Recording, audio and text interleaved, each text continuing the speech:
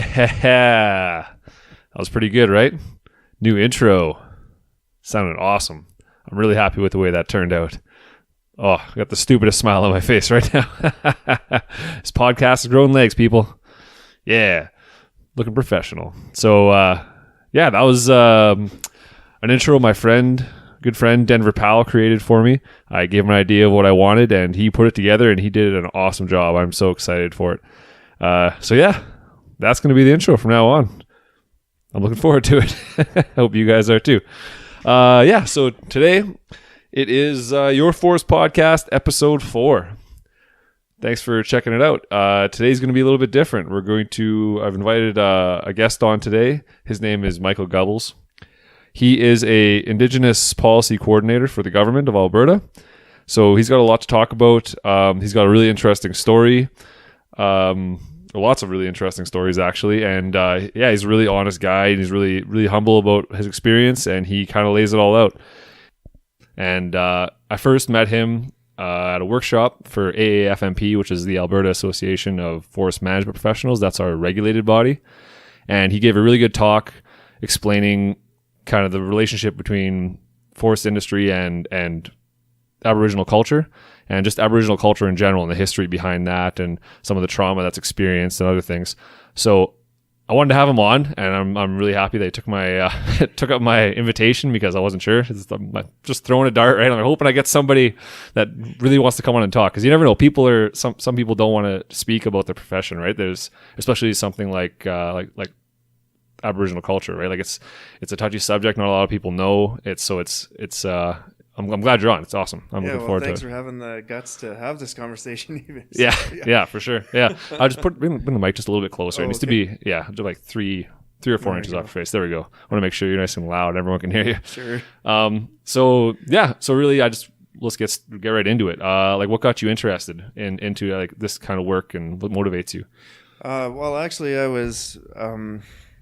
I found out that I was Aboriginal later on in found my life. Out, hey? Yeah, and it was kind of a shock, and to be honest, it was difficult. I think I had a lot of the preconceived notions that a lot of people have, and I was, to be honest, a little embarrassed about it. So, life went on, and I got educated as an engineer, and I was working in electrical engineering industry, and then I guess I just started having I don't know what you could consider it, like a little bit of an epiphany or an awakening in my life, and for sure seeing some other aspects that I didn't know earlier, looking at issues of the environment and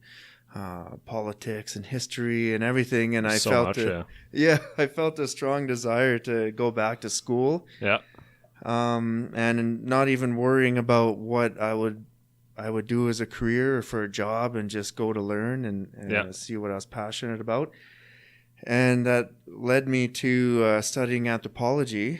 And through that, though, I was looking for scholarships and some assistance, and there was a couple awards. The Belcourt Brasso Métis Award. Okay. Was a scholarship for Métis people going to study anything. Right.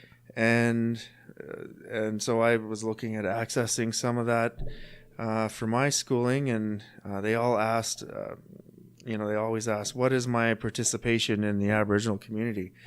So I didn't have any, so I was kind of forced to look for opportunities to go volunteer and participate. And at Grant MacEwan, where I was studying, there was an Aboriginal student association, and I just walked into there to basically satisfy requirements for a scholarship. Gotcha. And it ended up being one of the best things that ever happened to me in my life, because I started learning about the culture more, and all of my misconceptions and myths were being undone. And When I first walked into their office, I was looking behind my shoulder, seeing who's looking at me.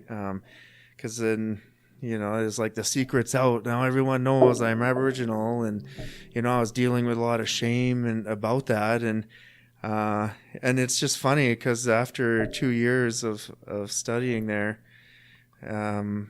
like that was the furthest feeling that I had. That shame was totally replaced with an appreciation of the culture and the history. It changed my life around. Just being able to work with elders and listening to their lessons and realize what I thought I knew about Aboriginal culture was completely wrong. So that's amazing. Yeah, it's awesome that you're willing to tell that story, because that's not something that, I think that's a feeling that some people might have in our society, right? Where they just not knowing, right? The ignorance of a culture and not being involved in it, and like how do you don't know, right? You just hear all the slang and all the jokes, all the jokes and all the dumb things that people say, right? That's all you really get.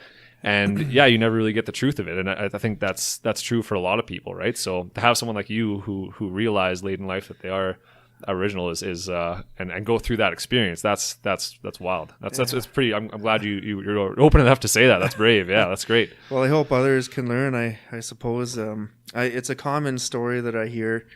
A lot of people grow up with that shame, and they don't get the opportunities to unlearn what they know. Yeah.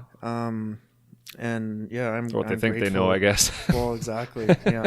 And a lot of the history, it makes sense that people don't know, because there's a lot of government policy that banned ceremonies, and residential schools kind of took away the language from a lot of people. So a lot of cultural ideas and in their sciences and arts and music and politics, everything that made up their culture, a lot of it was lost. So it's that's brutal. Not surprising that a lot of people don't know. Yeah, no, exactly. I can claim ignorance myself. I don't know a lot. I grew up in Slave Lake.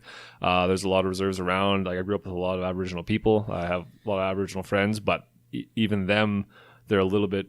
Some of them are a little bit distant from their culture, right? Yeah. So some of them that are still involved, I actually want to get more involved in myself and maybe go to a powwow or go just experience it, right? Because it's never anything I've been a part of. So I've been around the people, but not really, I don't think, right? It seems like the culture is still hidden to me. So I'm interested to open that door, right? Cool, yeah. No. Well, the powwow is a really powerful an amazing opportunity to see the beauty of the culture, and kind of step outside maybe the dominant narrative that you might hear on the news about a lot of the social issues and difficulties and barriers and things like that. So it's nice to be able to just see another side and experience kind of the music, the happiness, and right? Yeah, and the energy. And I grew up in Slave Lake. We had I know they had a lot of what was his name? I forget. But there was a famous dancer who used to come to our school pretty often, and he would come in and do hoop dances, right? That's sure, right. Yeah. Hoop dances and that kind of stuff. And it was like it's fascinating to watch the colors and the flair and it's cool, right? I don't see enough of it as an adult. I wish I'd seen more of it, right? I didn't at the time as a child. I didn't appreciate it, but now I see the kind of the allure there, right? So it's cool. Yeah. Treat for the senses, I think. Yeah, for sure. Yeah, exactly, totally. It makes sense. Yeah. You actually just mentioned residential schools, and if you want to just kind of talk about that a little bit, because I don't know, a lot of people might not know. I knew of them. I didn't know a lot about them, the extent of them. So if you want to talk about that a little bit, sure. Feel free. Yeah, well, so for many years, Canadian policy regarding Aboriginal people was to assimilate them into the dominant Canadian body, I guess. So it was the Indian Act had a lot of, I guess, laws and legislation to make it difficult to practice culture. It was illegal to have a sweat lodge. It was illegal to have like a sun dance or a potlatch or all these cultural ceremonies that were very important to the communities. But even then, they found that, the government found that it was taking too long to assimilate the people. It was decided that residential schools would be a way to accelerate assimilation through taking children away. So, for several generations, it was the law for, Aboriginal families to send their children away to residential school. And at these schools, they weren't allowed to speak their language. You hear a lot of stories about some harsh punishment, even if they did speak their language, even though they didn't know English. A lot of them, when they first went in, Right. there was, I guess, an overall teaching that their culture was evil, and their spirituality was actually praying to the devil, and Non-Christian values. yeah, exactly. They were taught that their culture was primitive, kind of like a caveman or Stone Age people compared to the modern European way of life. And so they have all these, they grow up with all these, I guess, in this environment, and then a lot of it holds, a lot of it takes, and they start feeling that shame about their own culture, about their own people, and then they'd go home in the summertime. So they're away in residential school for 10 months out of the year, and they go home in the 2 months in the summer, and they couldn't even communicate with their families. They thought, if anything, most of them thought that their parents were, backwards and stupid, and why are you still following this way? So they, had a very dismal look on their own communities, families, and history and all that. Yeah. So confusing. It's just, Yeah. And so they've lost their identity, because there wasn't, it's not like dominant Canadian society was welcoming these people with open arms either. And this, among other situations at residential school, like physical abuse and sexual abuse, and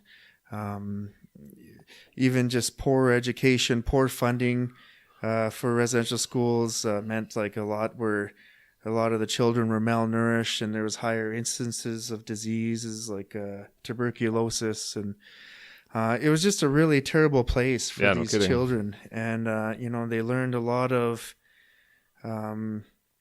they learned how to survive through being cold and hard and mean, and they didn't get taught what love was. There was no loving parents in their lives that had a connection, the parent child connection that's so important for people when they grow up.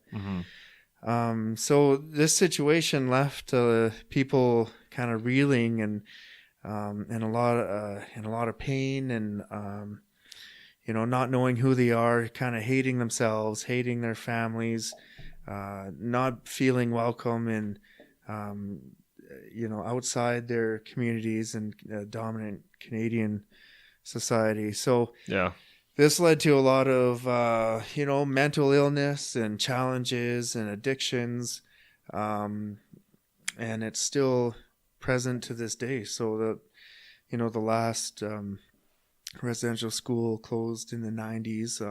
So there's a lot of people that are still affected by this, and it turned into an intergenerational effect. So people that did go to the residential schools, they didn't get taught how to raise their kids. They lost all of their traditional teachings on the family. So they didn't know how to raise their own kids. And not to mention, if they were, drinking and suffering from mental illness and addictions, And how could you not with all that treatment that way, right? Like who wouldn't suffer with those same things if you've been sexually abused and malnourished and stripped of your culture and totally just you have nothing left. What are you supposed to do? Well, yeah, a lot of people were left with a lot of anger and resentment, and tried to kill the pain with drugs and alcohol and whatever. So these unhealthy lives were passed down to their children. And so you see an intergenerational effect of alcoholism and addictions and shame. And you couple that with people not even knowing the source of this. Like, it wasn't until the Truth and Reconciliation Commission came out where people started talking about their experiences more. So people now have an understanding. Youth in a lot of Aboriginal communities are getting to understand why their families have had a lot of suffering in them. So in the past, they wouldn't talk about it. In the past, within communities, everyone would just stay close-lipped about it, and without that talking, there's it's really hard to heal. So, of course, yeah. So at least now with the Truth and Reconciliation Commission, there's I guess more people like learning about the effects of residential school.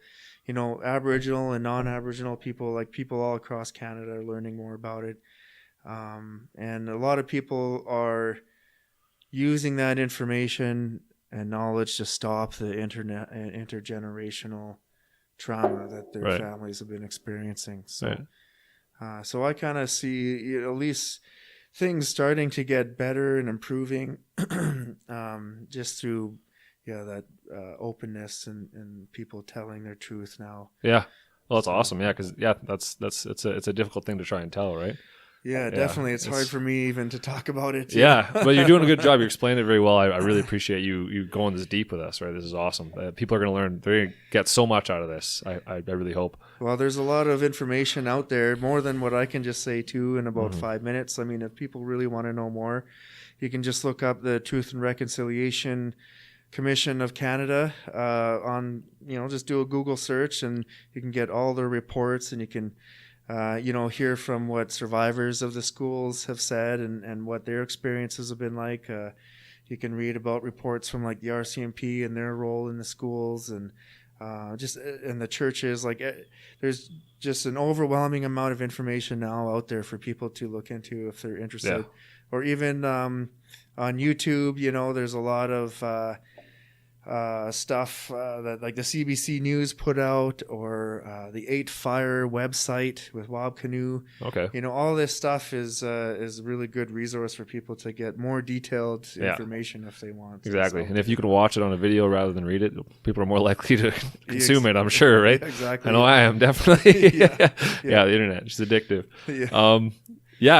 Thanks for telling that. Now that we've gone so deep and we've gotten right into it, maybe we'll dial it back and go to something a little bit easier, just something that I think there's some confusion around. For example, terminology, right? There's so many different terms used. Maybe you want to explain what's going on there? Sure. Which ones are correct and which ones are, taboo, which ones are whatever? Yeah, so this is a very complicated topic as well. There's lots of information out there too, but basically speaking, to start, Columbus came to, what was it, like the Caribbean, and he thought they're all... That's a good question. I'm not actually from sure. India, right? So, yeah, exactly. The Indians, so he called them Indians, and that seemed to stick for, millions and millions of people in North and South America. Right.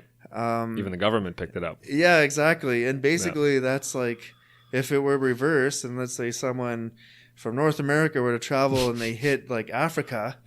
and they thought, we're in Egypt, and it's like calling all of Europe and all of Africa Egyptians. Yeah, exactly. Like, it's not even close. So it's and people, that's changing now. A lot of people don't use that term.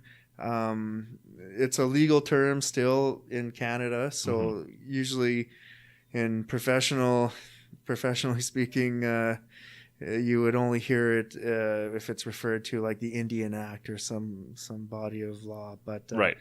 But aside from that, you'll hear more now the term Aboriginal, which includes Inuit people from the north. Would include First Nations people who are the original inhabitants of Canada, and it would also include Métis people.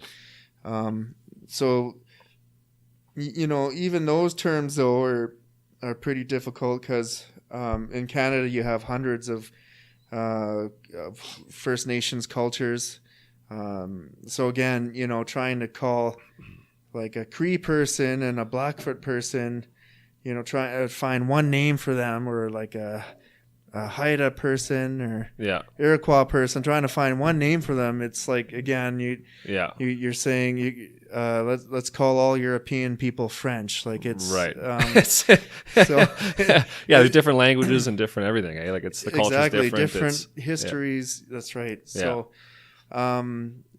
so those, you can really find out a lot about terms if you know somebody Aboriginal, and then you can just ask them, like, admit your ignorance and just say, hey, I'd just like to know, like, what's the best thing I could refer to you as to be respectful of your culture and your history and your identity and who you are. And people are scared to ask that question, right? They don't want to look like they're ignorant of the situation, right? Well, it's kind of funny. It's almost like if you were to say Israelis and Palestinians, like, oh, you guys are the same thing. Like that would be a bit of a problem. Yeah, exactly. Yeah. So, and mind you, it wouldn't be the first question I asked someone if I was meeting them for the first time. Right. Yeah, but once you kind of get to know someone, that'd be the best way to figure out your terms, is just ask them. Right. But generally speaking, First Nations is a respectful term because it acknowledges that these people were the First Nations here in Canada. And these people would include, all the, people all across Canada that have lived here for just thousands of years. Mm-hmm. The Inuit are the people living in Hudson's Bay, Northwest Territories, living in the Arctic there. The Métis people, so that's a distinct cultural group of people that was formed when fur traders from Europe came and married into First Nations communities, and then subsequent generations eventually got together and formed their own communities, and they made their own distinct Métis culture, and have their own distinct history as well. Mm-hmm. So those are basically the general groups. You're hearing more and more the term Indigenous. Yeah. And that's synonymous with Aboriginal. Okay. So you could use it the same. And in fact, I think people are turning more towards Indigenous now and turning away from Aboriginal. Okay. And I think that might be because it helps put things in a global context too. So, it connects Indigenous peoples all over the world together. Right. Because in every continent you'll find Indigenous peoples living still, and you'll find that they're all facing very similar stories of,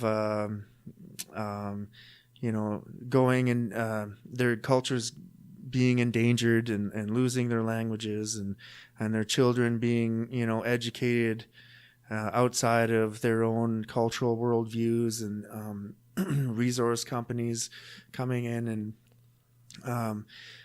changing the landscape, making it very difficult for these people to survive. Right.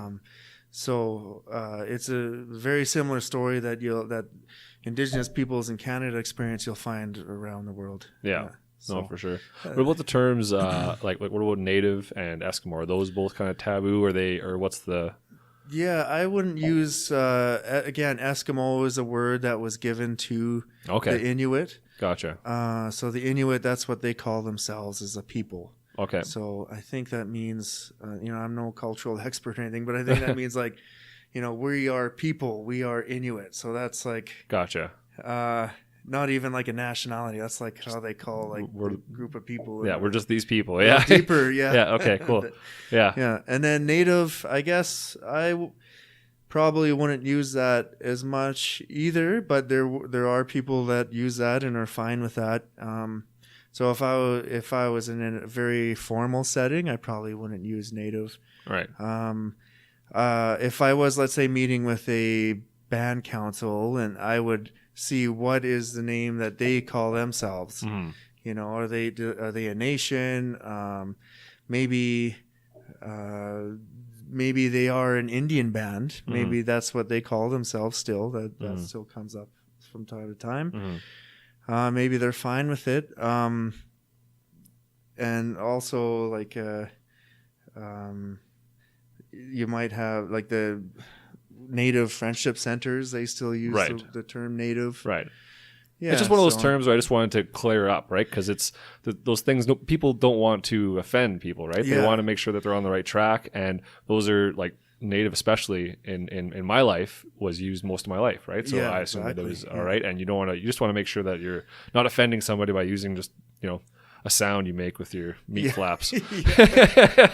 So yeah, I would probably stick with Indigenous, Aboriginal. Okay.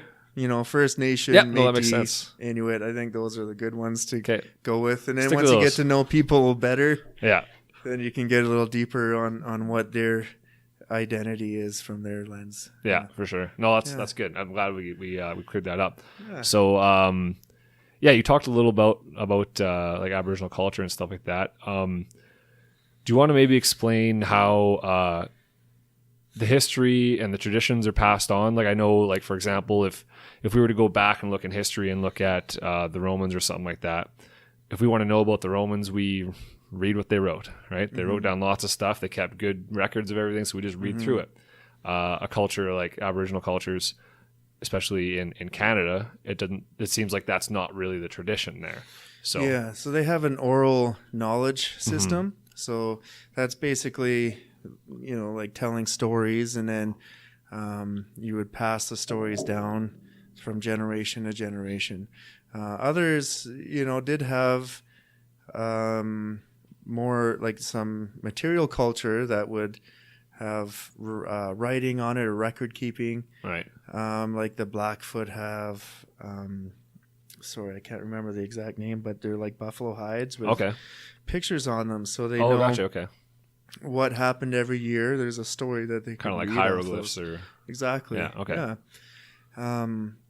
And sometimes you have like the Inuit too would have an inukshuk, and they'll build it a certain way, and from there they could learn some things from how that's put together. The Inukshuk is the man, right? Yes, The right. stone Yeah, man? the little rock statue. Yep. Yeah. Okay.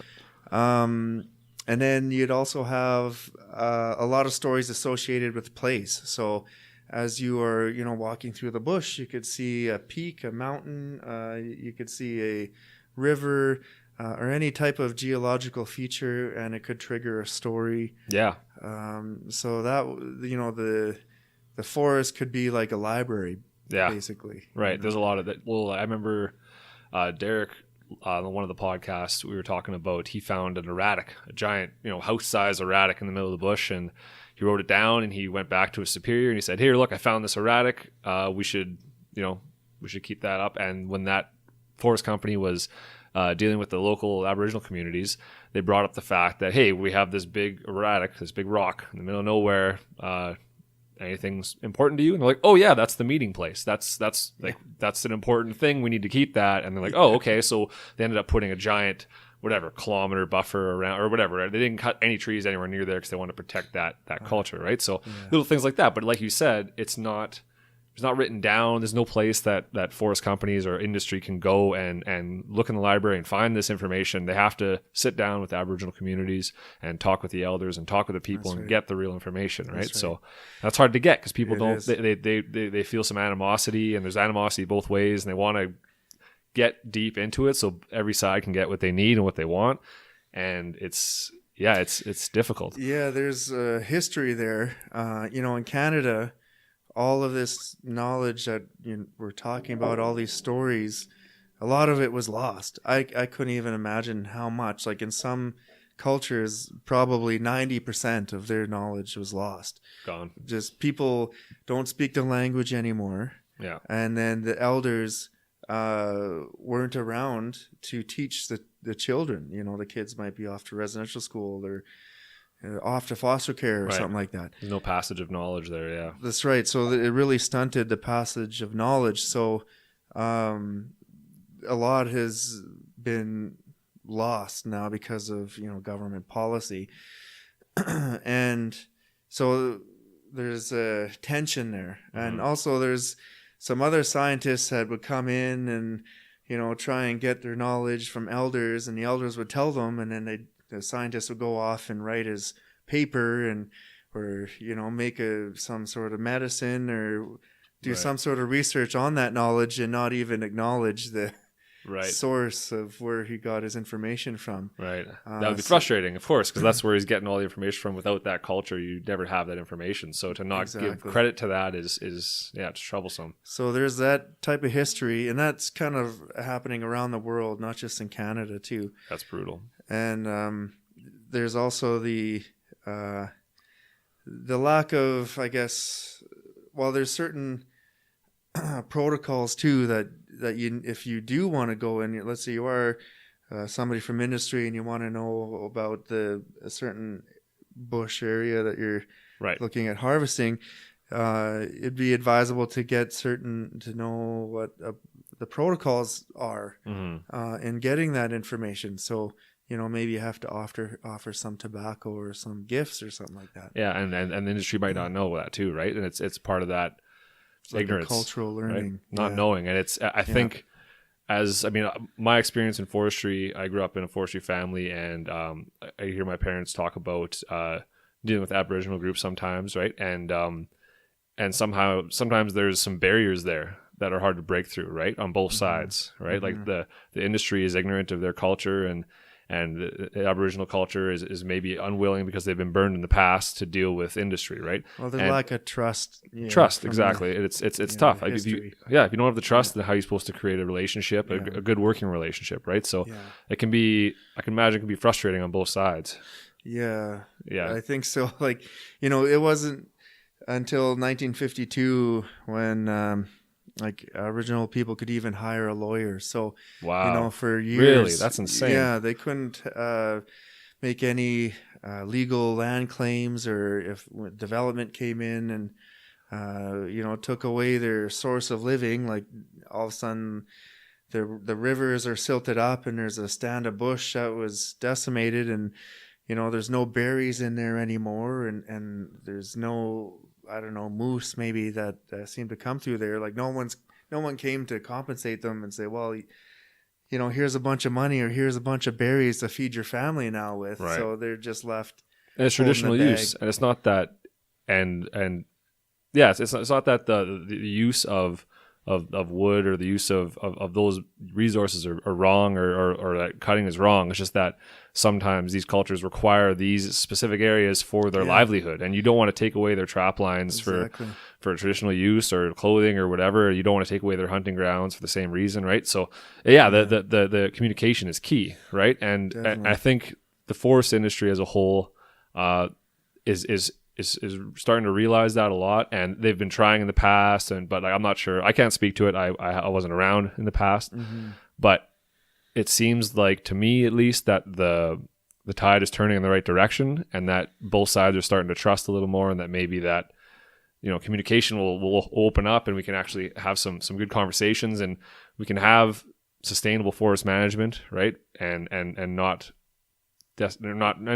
temporarily destroy traditional use areas, right? So like, I think you were telling me a little earlier how you heard some stories about someone would come home and after whatever they're working or something like that away from home, they come home and their whole hunting area is cut down, or their whole trap line, or maybe they had medicines in that area from bushes and shrubs and stuff like that, and they come home and that's all gone. And it doesn't mean that it's gone forever, but it is gone for that generation, because it takes, the way that the forest works is that it's when it's cut down with a cut block, right? It's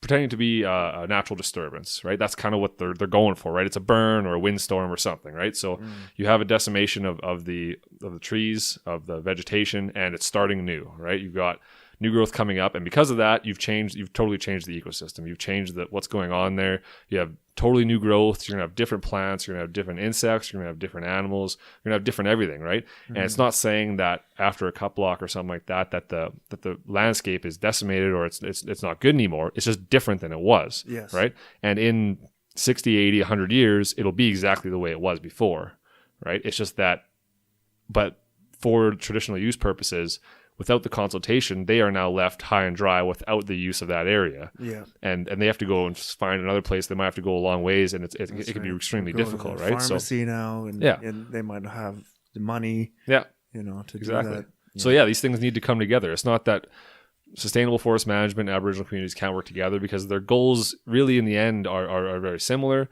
Like I said, the forest industry, the foresters I know are some of the most passionate people about the environment and environmental regulation and keeping sustainability alive, right? We want to make sure that the trees are around for our families and Aboriginal cultures. We want to make sure that everything is the way it is, right? We don't want to ruin it. It's a crime, in my opinion, to allow something to go extinct on a landscape or to you know what I mean, or deforestation, for example, it's for purposes of corporate building or of expansion it's bad taste, right? It's not good. You destroy those parts of the landscapes and the ecosystem as a whole, right? You take one piece out, you can't protect the forest and decimate the plains, right? They all work together, and in order to do good management, in order to do good forest management, we need to be talking to all of the sources, and especially Aboriginal communities, because like you said, that there's that library of information that's available in people's minds and those elders and all that. And we really want to extract that information for good and make sure that it's utilized and not taken advantage of. We want to make sure that those communities, if they might need work, they might need any kind of that, make sure that's utilized as well, right? Those opportunities are given. It's a crazy situation where I think both sides are confused. Both sides want to make sure they do the right thing, but both sides are reluctant, and it's tough, right? Yeah. Well, that history, I think, is the big issue, why there's a lack of trust. So there wasn't the communication before for development. You just come in and do whatever, and then these communities would be suffering from it. Right. And not just like from the food aspect, but a lot of them have a deep connection to the forest, like it's spiritual, their family, must be, right? Yeah. So all of a sudden their trees are gone, and it's like, their uncles passed away and their aunts passed away or something. So, now that there is the conversation at least happening, I see things, I see becoming a little brighter in the future. Like, I guess people have a misconception that all Aboriginal people are against development of any kind. And they just want the grass and the forest and everything to be left alone and pure for nature. So, and that's not really true. Throughout most of Aboriginal history, they were constantly developing the land. People didn't know this, but like in the east or in the west coast, the nations along the coast would build up rocks in bay areas, and people didn't know why. Like for a long time, when the first Europeans went there and saw these areas, they thought it was a natural formation. Right. But they learned in time from the elders in the communities nearby that no, they built these little ecosystems so that they would attract more shellfish. Oh, okay. That's than crazy. They normally would, like if it was just a flat, ocean bed there. Farming the ocean in a sense, right? Exactly. Yeah. Fire was a huge development That's tool. a good one, actually. I totally forgot about that. Yeah. Yeah, they would, like the Blackfeet, they were... actually, they don't call themselves Blackfeet. That was the name given to them by the Cree people because... the Blackfoot people would burn the plains to expand the buffalo range, and they'd get their feet black, right? But even up north, people, the Cree people, for example, would burn the forests, right, and clean them up, and they'd know when to burn, right, in the early spring or the late fall, right. So the wildfires wouldn't get out of control, so they'd have controlled burning.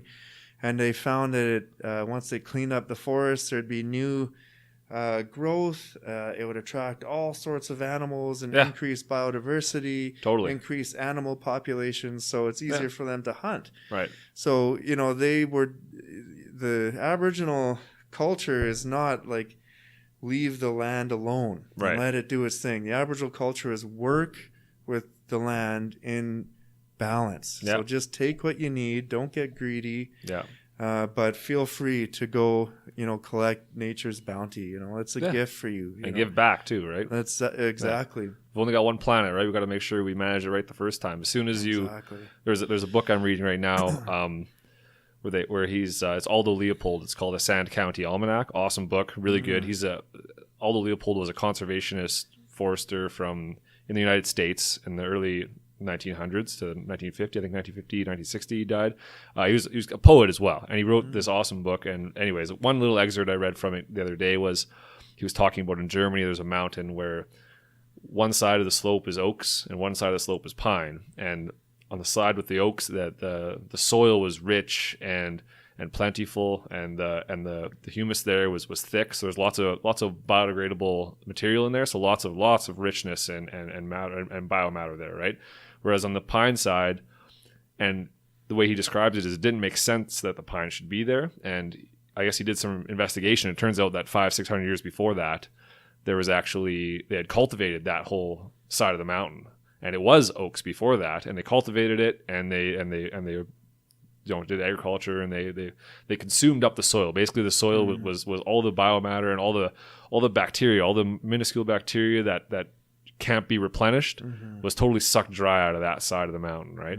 And then they replanted pine afterwards, and the pine took place because pine likes nutrient poor dry sites, so it worked okay for the pine, right? But something like that, where you're destroying the soil in an area to a detrimental point where it's not going to come back. That's horrible. Obviously, I don't think anybody wants that, right? And that's not what forest companies are doing at all. But things happen, right? Like erosion. There's things that happen, and we're trying to manage for those things, but we want to make sure that it's there for future generations. And the Aboriginal community wants the same thing. So how would the forest company live in the future if there's no more trees in the present, right? Longevity, right? Like it's like I said, the forest management is timber, wood is a tool by which we can manage the forest for people. Because if we didn't manage the forest, it would just be a free for all, and everybody be cutting down what they want, and there'd be no regeneration. There would be that depletion of forest land, and that's a huge problem, right? We'd see massive decrease in animal biodiversity and insect biodiversity and everything, and it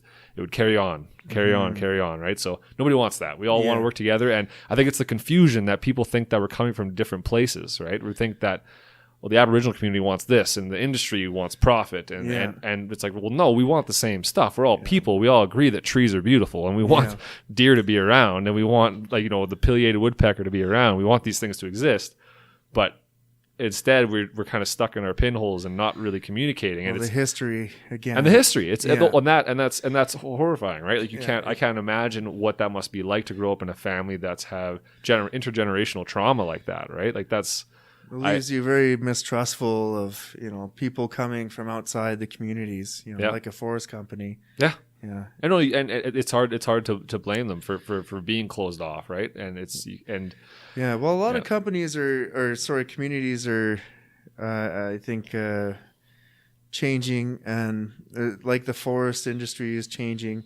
Working together, I think, is happening more and more. A lot of communities want to work with forestry, right? Well, it's an industry that's in their neighborhood, right? Exactly. Why not become a part of it? So they don't have to move away. They can work in their communities, and then instead of just having it, happen to them, like if trees getting cut down, then at least they're involved and they have a say. And I think that's just that's the key right there, is that they just wanted to have a say. Yeah. That's fine. If you need to, everybody needs trees, and everybody has a right to access, the bounty of the earth to live. We just want to have, I think a lot of the communities just want to make sure, like you're saying with a lot of the forestry companies are saying, they just want to do it in a sustainable way. Yeah. In a sustainable way. And then also in a culturally respectful way. Yeah. So that, they don't lose their medicines. They don't lose their cultural sites. And I think that's all happening right now. And, there's going to be mistakes as we go, but as long as there's that patience and that willingness to just, yesterday was a bad day, but I'm sorry.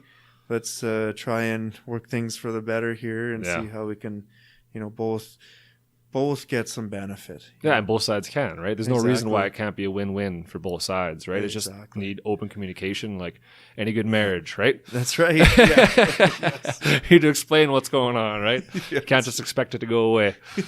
Right. Oh, that's funny. Might need some counseling once in a while. But a mediator is good sometimes. If someone's out of hand, for sure. That's funny. Well, could you imagine if we had more Aboriginal individuals that were coming into forestry and getting involved, and we had that knowledge, that Aboriginal knowledge, that traditional knowledge in the industry itself?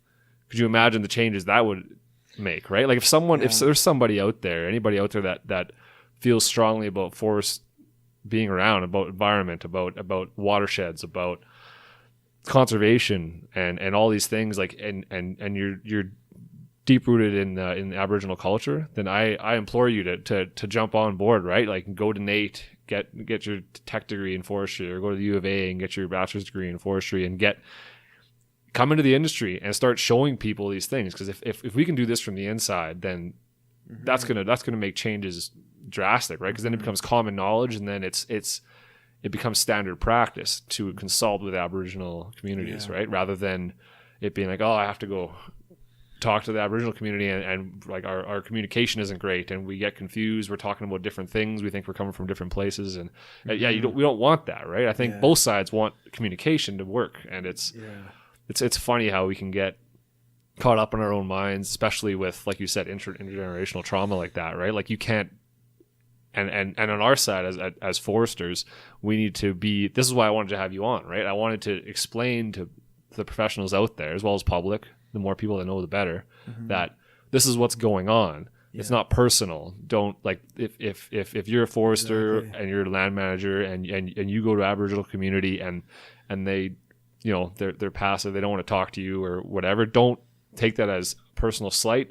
It's not you. It's the intergenerational mistrust, and and it's hard to. I can't imagine trying to regain that trust, right? So, and I think the forestry industry can do a lot to, I guess, change what has happened from history. So instead of in the past where a lot of things were done to take away the culture, take away the, people's way of life. Maybe forestry can ask the question now, well, what can we do to help promote this culture now, to help bring it back? What can we do for reconciliation now? Absolutely, like get some emails out to the staff about some articles on reconciliation, or a lot of people are doing Indigenous training, so they would invite community members and elders to come meet with them, and then learn how to build a rattle and why that's so important, and what's the significance of that, or to build a drum, or to go out to the bush with them and have a sweat with them, and then learn the importance of that. That would all start helping to a cultural resurgence within these communities. And then also an understanding within the forestry industry of, okay, well, this is what they're actually about, and deconstruct a lot of the myths that we hear from media and, a lot of places. And also, when you do that, then you can also have like if companies were putting money into culture, and to make their staff more like aware of the history, it would become a safer place for Indigenous people to work. Yeah. Then as well. So there'd be a lot of benefits there, and and then easier to get into work with to make partnerships with the communities, to develop some and harvest some timber and that kind of thing. Yeah. So there's just a lot of bonuses, I think, a lot of opportunities in this time, right now. Yeah. No, that's exactly it, right? Like I could imagine if it became common practice for forest professionals to recognize, if they knew all the medicine plants, right? Or at least a good deal of them. Yeah. And knew where, because we know, right? We're out there every day looking at it and walking through it and everything, right? Yeah. And to know what to recognize would be a huge first step towards, if everyone's thinking that way, and like I don't know, I don't even know what they would be. I honestly don't know. I can't say I know any of them, right? Well, like I know there's a lot. I know willow, hundreds of medicines out there. I'm sure everything does, right? Everything's a medicine, I know little basically, things. yeah, like I know willow. Willow has what is it? It's what's in aspirin? For like acetylsalic. Yeah, acetylsalic acid is in willow, and I think actually poplar buds as well. Yeah. And like, so you can boil up some willow bark, I think it is, or some poplar buds, and breathe in that or drink it as a tea or something like that, and you have headache relief or pain relief, right? And that's the one I know. I've actually used it once when I was in junior forest wardens when I was a kid, and I remember we were in Shunda Creek Hostel down by Nordegg, and we were doing some ice climbing and some what is it called again? The dog sledding, but with skis. Oh man, that's a new one for me.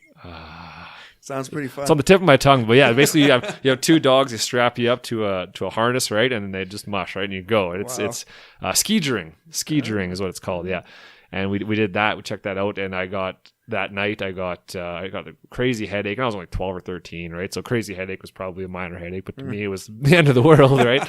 So it's in Nordegg. It's a town of like 100 people. There was nothing open, couldn't get medicine. And one of the women there, she knows a lot about that kind of stuff, right? And she said, well, there's a giant poplar tree right there. Go pick the buds, throw it in a pot, breathe in the steam. You'll be good to go. And I was like, well, that sounds stupid. But it turns out it wasn't. I did it, and it worked. It worked wonders. It was actually pretty amazing. So, those kind of, it's real, right? Those where do you think medicines come from, right? Like not you, but I'm saying the public, right? Like it all comes from the natural world at some point. Yeah. So in the boreal forest, in the forest we have here in Canada, or the majority of the forest is boreal forest. There's a lot going on there that even we as foresters might not recognize because that's not our focus, right? Our focus is on productivity and tree growth and maybe wetlands and conservation of animals and mammals and big stuff that we can see, right? But we're not looking for the small little forb in the bottom of the canopy that we're stepping on, right? We don't. Yeah. So there's lots of information to be had, right? Yeah, and I'm just thinking right now of this time I was at a Sundance, and so we were cutting down a tree to put in the middle of the arbor. It's a tree of life that gets placed in the middle of the area where everybody dances.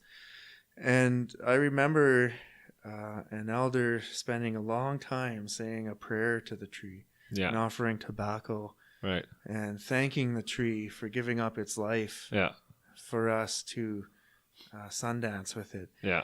And I just wonder if the forest industry would ever get to that point where, you're actually thanking the tree. Thank you for helping us out, Yeah. And maybe even if you have big enough partnerships with communities that are, very culturally inclined, and to have opening ceremonies when you're about to do some work in a season to do a ceremony. And if we had Aboriginal crews, maybe we could do that, exactly. Right? Like it's interesting. Say thank you to the earth and the trees for all that they give for sure for us. We're sitting on in a wooden room with a wooden desk and all these things, right? It's There's a lot to be grateful for, Well, it's interesting that perspective, right? Like I look at a tree and I find a tree beautiful and it's majestic in that it's 100 years old, and yeah, like sometimes you go, yeah, I feel kind of bad for cutting this down. It is an old being that's been on this planet. It went through World War I, World War II, the Depression. It went through all kinds of different stuff, and here I am just cutting it down to make 2x4s, right? It seems kind of weird, but when you start to understand, like for me, when I start to understand kind of the regeneration process of trees and how they're, like, for example, say I cut down a tree and you could have a sapling that's the same tree and it just starts popping right up out of the stump, right? And it's the same genetics, it's the exact same tree. It's just now it's small again, right? It's kind of like a phoenix in a way. You know, the phoenix that it gets old and it burns and it rises again from the ashes. It's kind of like that in a way, right? But it's a totally different perspective that I have from.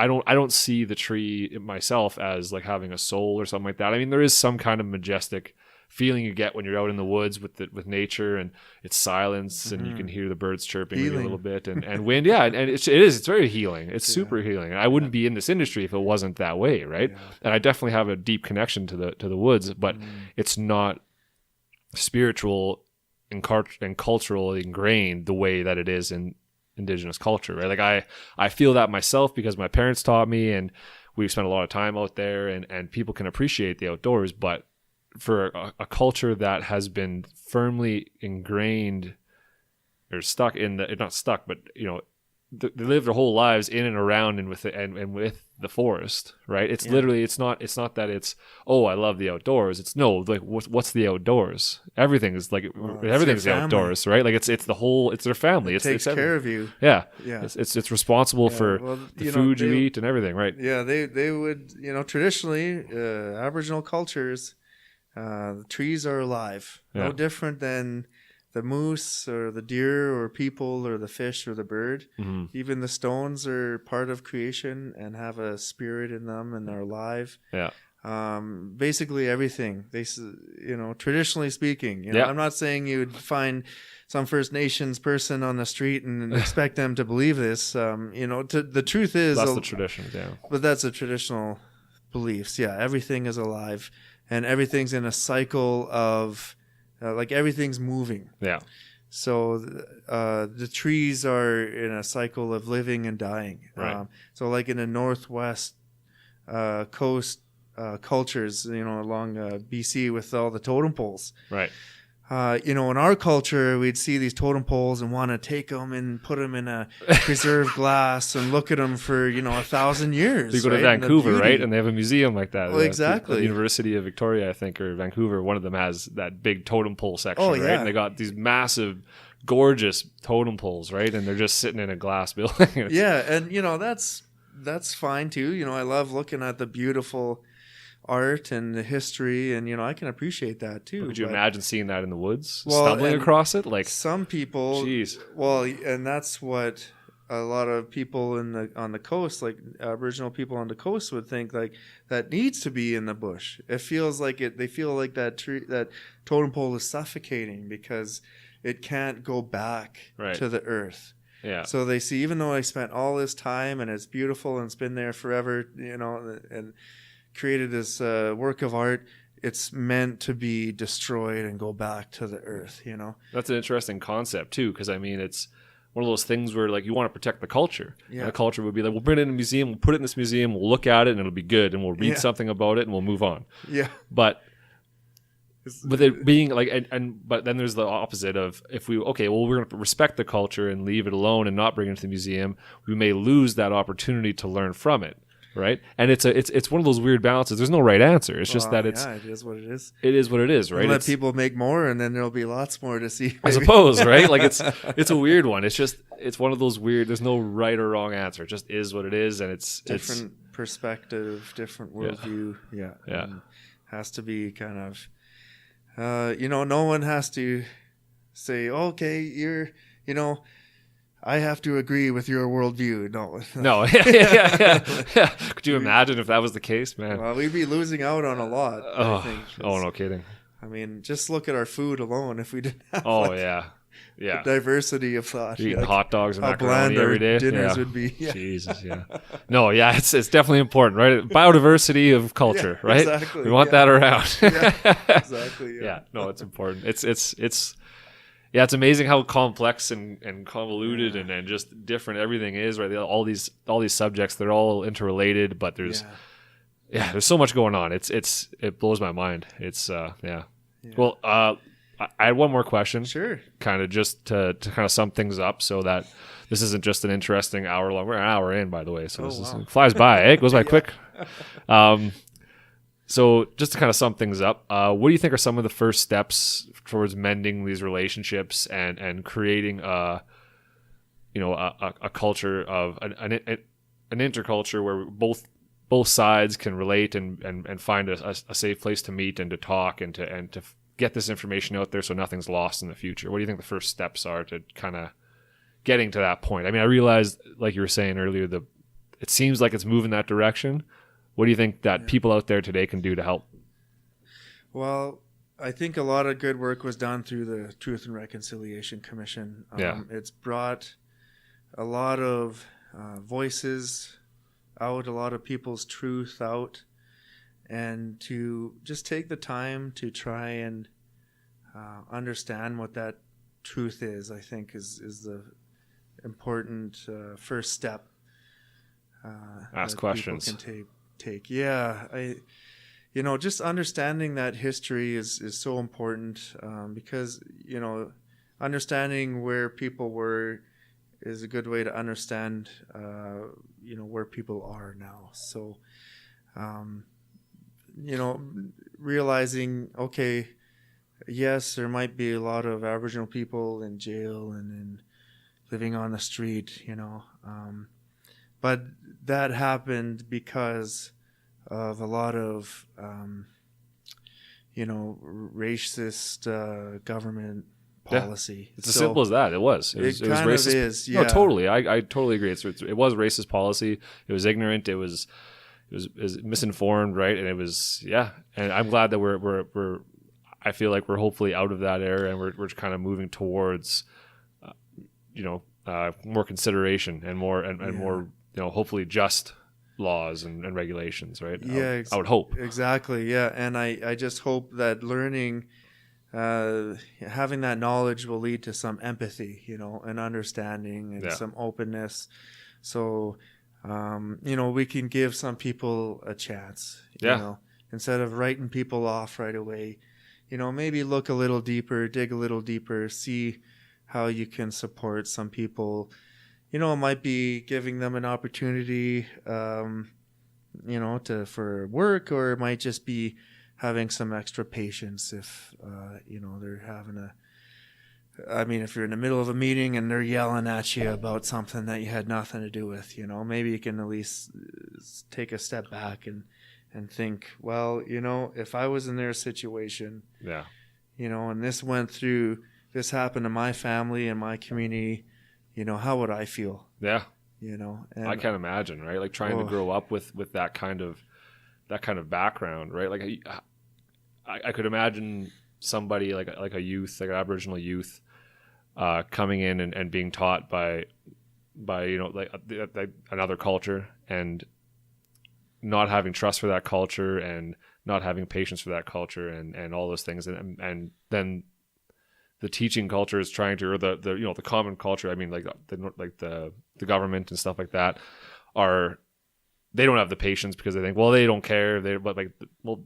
No, it's a weird. I guess what I'm trying to say is that I could see how somebody of Aboriginal culture might feel animosity towards the governing body and everybody else, and how it would take a lot of time to break through that barrier and to get them to accept that this person's not trying to burn you. This person is trying to help you, like, open up. But even then, there's a lot of trauma for them. They have a lot going on in their lives. Exactly. And it's crazy to think about. Yeah. I've heard some, elders just say that their experiences in their life they can never get over. And most of it, and they're not talking about residential schools particularly, a lot of it is talking about what they've done to people that they love, and all that trauma too. And they said they're probably never going to be able to get over it, and it's probably always going to be stinging them in the back of their mind. Yeah. But at least they can do work now to help the next generation. Yeah. So to help make sure that their children and their children's children don't go through the same suffering. Yeah. So it's so sad, right? Like I don't think most people can relate to what's going on there, right? Like I can't even fathom that kind of trauma. It's wild to think about. Yeah. And there's like you said, with going to the powwow, I think that's another good opportunity to just come and experience some of the more beautiful aspects of the culture, the fun parts, the energetic parts, you know, or you can even, if you like, go to a friendship center, and see what they got going on. Maybe you can go to a feast and try and meet some people, and all this work will help break down the narrative, I think, that we've built around Aboriginal people in Canada, and help move things in a better place, where we're working as neighbors. That was the intent of the original treaties, was to work as neighbors, help each other out. If someone needs a cup of sugar, always come and I'll borrow a cup of sugar from you, and then you can borrow my hammer when you need it. Like, living together and help each other instead of, fighting and kidnapping kids and kicking fences over and whatever, to undo what happened in the past. And we understand that, and then we can make sure it doesn't happen again, learn from the past to make a bright future, and then everything will get better from there. I think a lot of we'll have a safer country. We'll have more development, economic opportunities if we're working together, all on the same team, building trust with each other. We'll have, more knowledge instead of just trying to focus on one type of knowledge. We can have space for diversity of thinking. Yeah. And who knows what kind of innovation that will bring to the country. As soon as we become involved and we truly embrace being multicultural, right? Like, people like to say that they say Canada's a collage of cultures, right? And it really is. Like, that's and why not allow the Aboriginal part of that collage to take a bigger role, right? Exactly. Like, it's such a major component of our history. Well, and it's who we are. We are a Métis nation. Canada is its root is the First Nations word. Like our rivers, like Saskatchewan, that's a First Nation word. Manitoba, First Nation word. And even just some philosophers are saying how the fact that Canadians are known to be so nice and want to just talk and are not quick to pulling a gun and being violent and that kind of thing. That has its roots. Well, that's exactly like the First Nation cultures were in Canada. Very open, very friendly, and prided negotiation. And it's I'm looking forward to the day when I think like we're going in the right direction, and like hopefully we can really open up those doors and make it, instead of being us and them, it's us. It's just all us. We're brothers and sisters. Exactly. Exactly. Living together. Let's do it all together, right? For sure. That's awesome. Kumbaya. Kumbaya. Exactly. Awesome. Well, we did over an hour. This is I think we could do another 2 hours if you wanted to. Probably. And I think if you're willing to, like, anytime in the future, sure, let me know. Come back on, just shoot me a text. You got my number now, and just let's and we can sit down and talk about anything you're interested in. If your listeners have any questions, definitely I encourage them to just ask, and we can always come back and have more discussion and clarify things and as they evolve. Exactly. So if anyone does have any questions, you can direct them to me, and when I get enough, I'll bring Mike back on, and we'll have a real conversation. Or if you really want an answer right now, if this is really something that's bothering you, email me. I'll email Mike, and you guys can get hooked up maybe, or depending on what the situation is. But because these questions need to be answered, right? We want the information out there. We want everyone to be informed. We want, like I said in one of my first podcasts, we want a more informed populace, right? the more people that know, the less animosity there's going to be because people fear the things they don't understand, right? Yeah. And we want to make sure that people don't have to fear any of these things, whether it's forestry, whether it's like Aboriginal culture, whether it's whatever it is. We want to make sure that all these things are understood and cooperating, right? Yeah. Working together. That's right. We're neighbors. Yeah. It's us. Yeah. Anyways, awesome. So yeah, that's it, guys. I think that'll be good for now. Thanks for listening again. Yeah, please rate and review. That's going to help get the word out there. Share it with your friends, with your family. Get it out there. We need this information out there. It's important for people to know. So if you guys want to get a hold of me, you can send me an email at yourforestpodcast@gmail.com, and I will answer any and all questions there. And if they're geared towards Mike, then I will send them his way, and we'll get the right answer. Maybe we'll bring him back on if we got enough. So thanks for listening. We'll see you guys next time.